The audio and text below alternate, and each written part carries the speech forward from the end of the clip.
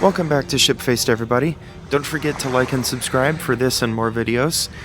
And I hope all my American viewers also had a wonderful Thanksgiving. As always, a good shout out here to Etsy shop The Roller 3D. For this model and others, click the link in my description. As I mentioned in the end of the previous video for this series, Britannic was waiting out a storm as well as recoaling in the port of Naples. Upon completion of both, Britannic headed back out to sea, intending to begin and complete her 5th hospital ship voyage. Having boarded only medical corps and nurses and of course ship's crew, the Britannic had essentially a skeleton crew on board. There were no passengers and there were no wounded soldiers yet. Her mission in continuing her hospital ship duties was to reach the island of Mudros in Greece to board wounded soldiers and tend to them medically. However, fate had other plans. And as a treat for you all in this particular video, I'd like you to hear from a special guest, Nurse Violet Jessup. I spoke a little bit about Violet Jessup in the previous video, but as a little bit of a spoiler, I will tell you that she survived HMS Britannic's sinking. However, in 1971, John Maxton Graham, pictured on the right, interviewed her and spoke to her about her experiences as the ship sank, because not only was she a survivor of Britannic, but also a survivor of the late and famous Titanic. In the pantry, getting this nurse her breakfast, and all the staff, medical staff, dozens of doctors, you see, right, and nurses, they were all in the saloon at breakfast. Right. When suddenly, crash. Right. Well, no sooner did that crash happen than everybody stood up from their table and disappeared. And it was so different to the Titanic, where there didn't seem to be any panicky movement, you know. No. Everything happened as though normally. Yes, yes. Right. But of course this was wartime. Exactly, yeah.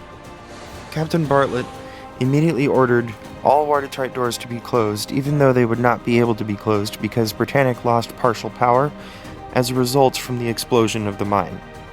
Nevertheless, he altered course and attempted as hard as he could to beach the ship and prevent her from sinking.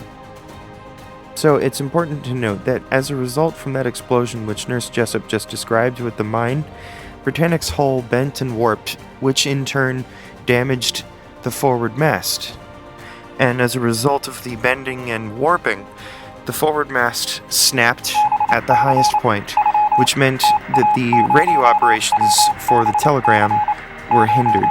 Britannic could send messages, but not receive. Eerily similar to her late sister Titanic, as Britannic's bow went down, her stern rose above the water, and unfortunately, in the rising urgency to leave the ship and get to safety, the propellers created suction, and the first 2 lifeboats to be lowered against the captain's order were diced into pieces.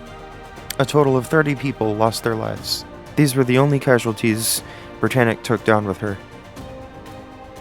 And as she continued to sink, she neared her final plunge.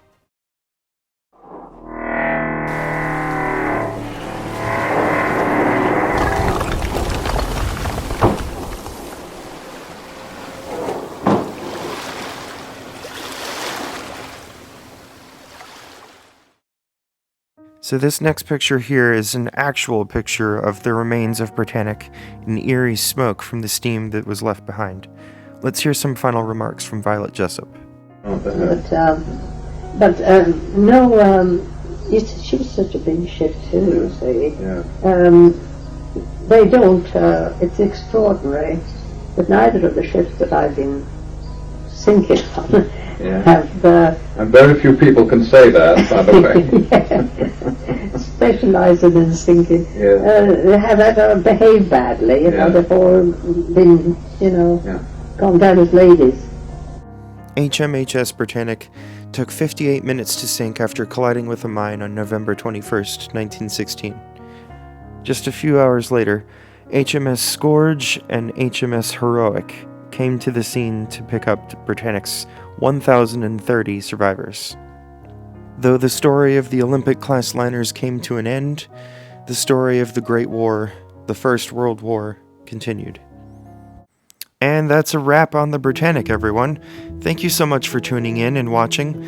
Don't forget to like and subscribe to Shipfaced, and stay tuned for the next season, which will feature what the world referred to as the Ship Beautiful.